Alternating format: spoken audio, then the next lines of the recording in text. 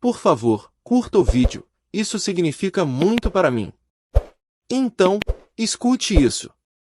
Suponha que você tenha se tornado um atleta de futebol. Visualize que você contava com uma legião de admiradores apelidando-o carinhosamente de o futuro Messi, recebendo inúmeros contratos de patrocínio, acumulando milhões anualmente, desfrutando de Lamborghinis e Rolls Royces, compreendendo, meramente realizando um sonho. Bem, se você estivesse nessa posição, exatamente quanto você estaria disposto a arriscar para ganhar ainda mais dinheiro? Você arriscaria toda a sua carreira de futebol? Arriscaria todos os seus patrocínios? Sua capacidade de entrar em seu próprio país? Arriscaria ir para a prisão?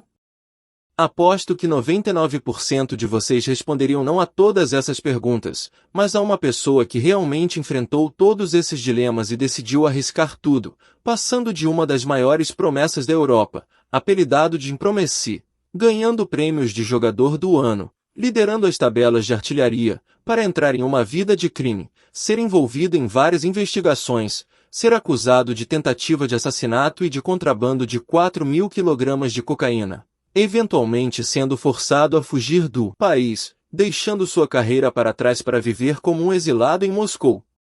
Se você ainda não ouviu falar disso, estou falando de Quincy Promes, entendeu?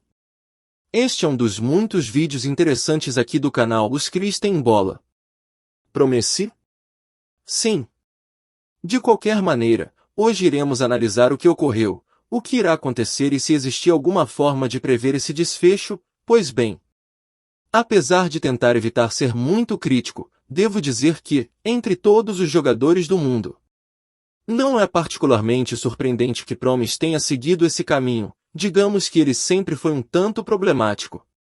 Sabe, por volta dos 10 anos, ele já faltava frequentemente às aulas, e embora isso não fosse o pior do mundo se ele estivesse utilizando o tempo de forma produtiva, parecia não ser o caso, pois aos 16 anos, mesmo sendo um dos talentos jovens mais promissores do Ajax, o clube acabou por expulsá-lo literalmente de sua academia devido ao seu mau comportamento.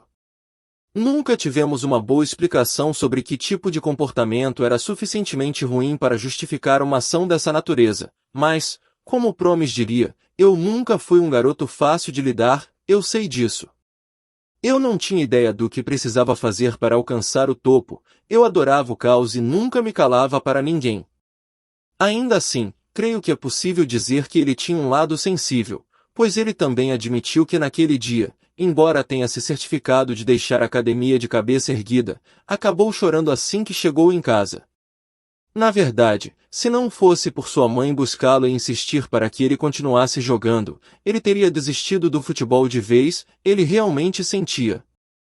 Viu que sem o Ajax ele não tinha chance de conseguir, mas ele estava completamente errado.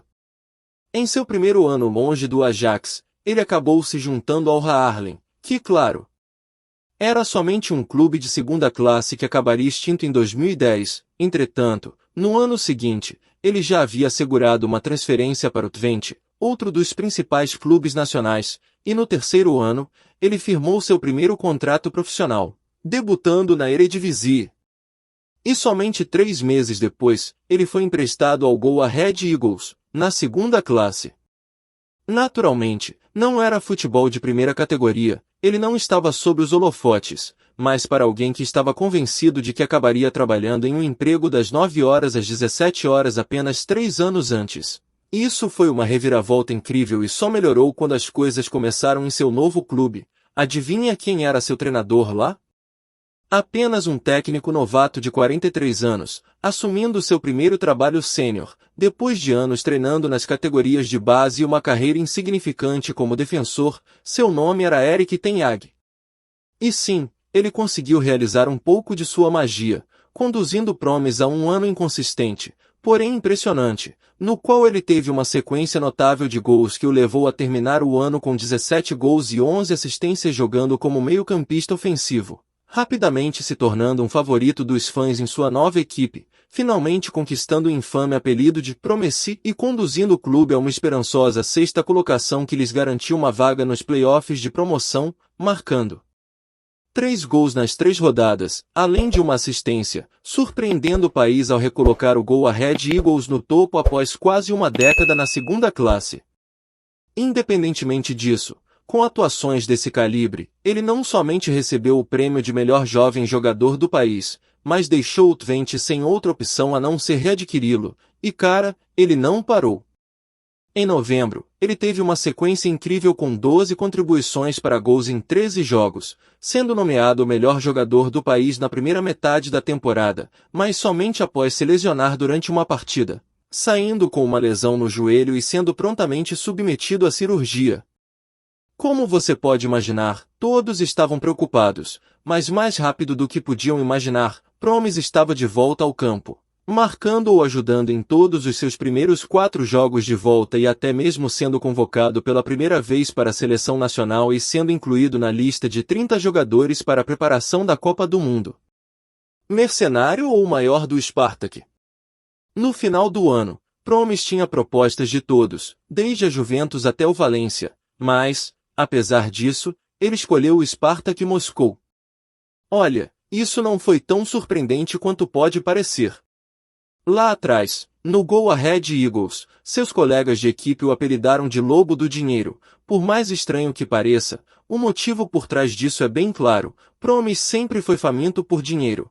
Seus companheiros de equipe sempre ouviam falar sobre como estava esperando por uma grande transferência de dinheiro. Nas redes sociais ele sempre exibia suas joias e roupas caras. Com certeza ele nunca foi um cara modesto.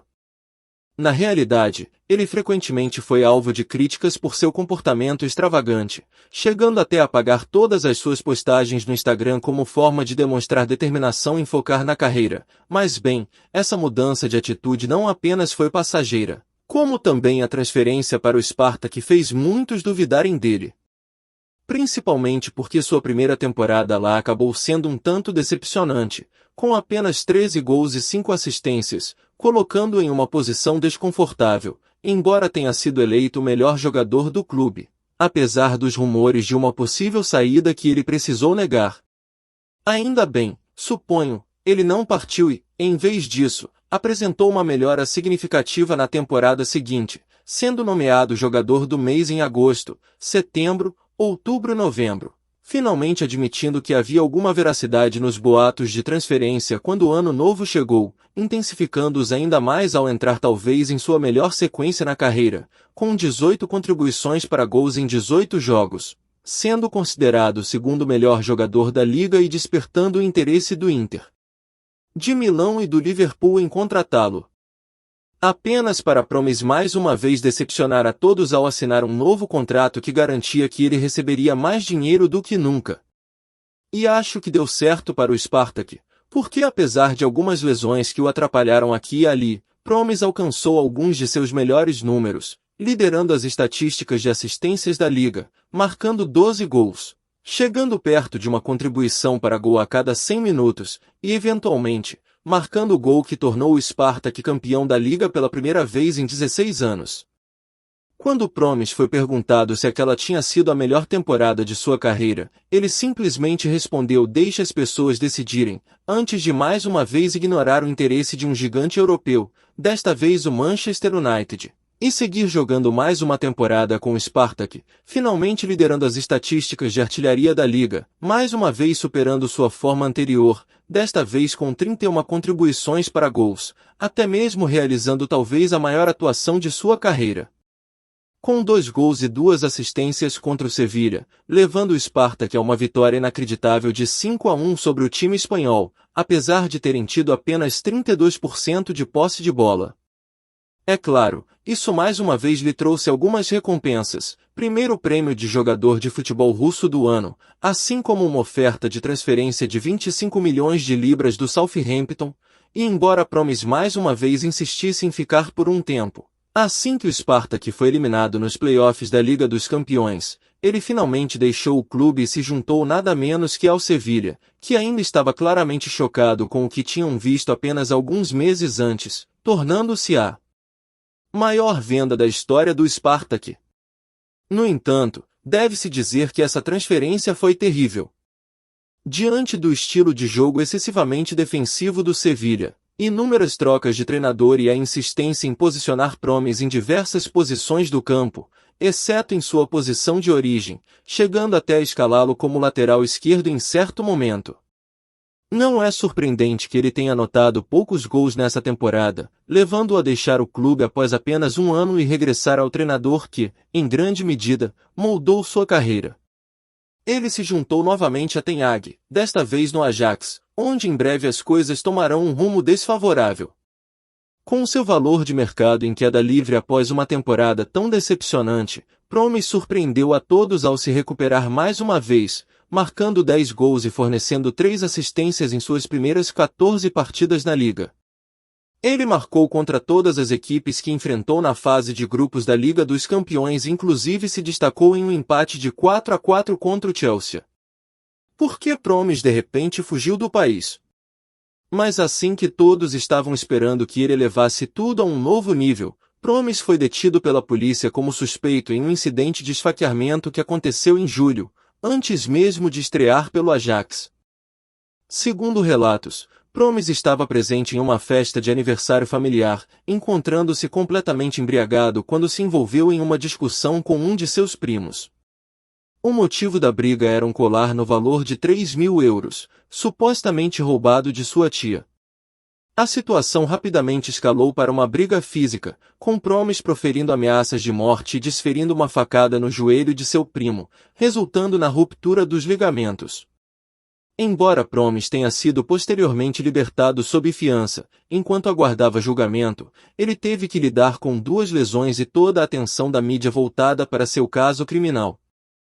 Sua forma física e desempenho em campo sofreram um declínio drástico nos 6 meses seguintes. Como resultado, ele foi excluído da seleção nacional para a Copa do Mundo, pois a federação decidiu que não poderia arriscar ter um criminoso representando a equipe. Em fevereiro do ano seguinte, ele retornou ao Spartak mais uma vez. No entanto, se você acredita que essa transferência ocorreu apenas devido à sua má fase, está enganado. Digamos apenas que a transferência ocorreu tardiamente, durante a janela de transferências de inverno, e convenientemente pouco depois de ficar evidente que Promes seria acusado de tentativa de homicídio. Falando em coisas estranhamente convenientes, a Rússia obviamente não tem acordos de extradição com a Holanda. Isso implicava que, quando as circunstâncias se tornaram graves, Promes se encontrou em uma posição de invulnerabilidade e acima da lei. No entanto, naquela época, aparentemente não havia provas substanciais contra Promes, e parecia quase autossabotador para ele fugir da forma como fez. No entanto, talvez ele soubesse mais do que nós.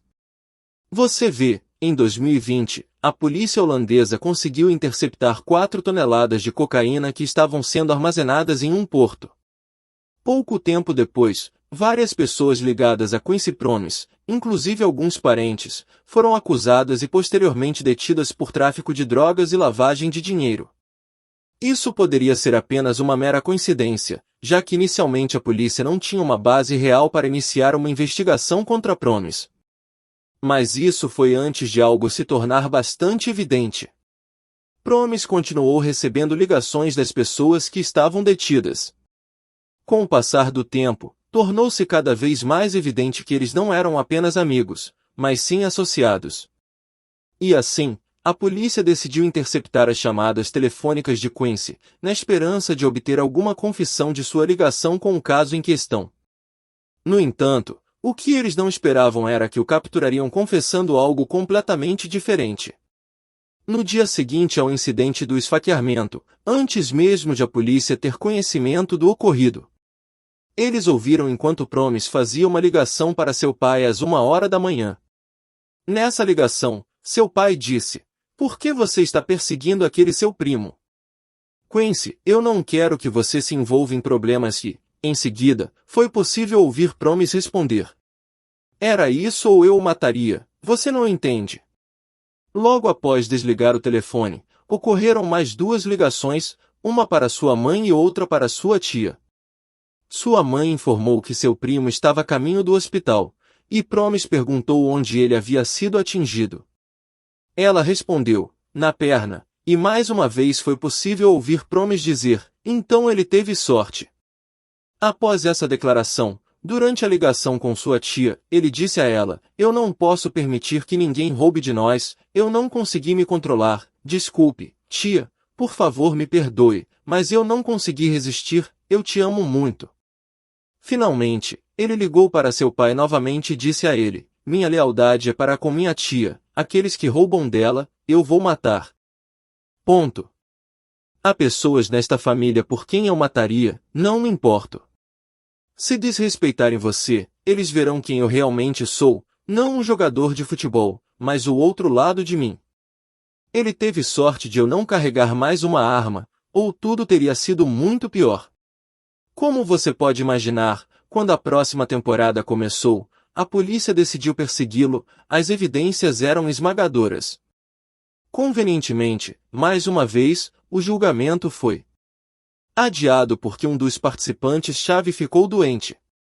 E embora ele tivesse que assistir de longe enquanto todos os seus bens na Holanda eram confiscados pelas autoridades, ele finalmente conseguiu se recuperar em uma forma decente, embora tudo isso parecesse um pouco fútil, já que o Spartak terminou em 10º lugar, independentemente. Conforme os meses passavam e a temporada atual começava, a polícia começou a preparar seu caso, então o julgamento foi adiado novamente, pois os advogados de Quincy começaram a questionar a validade das evidências.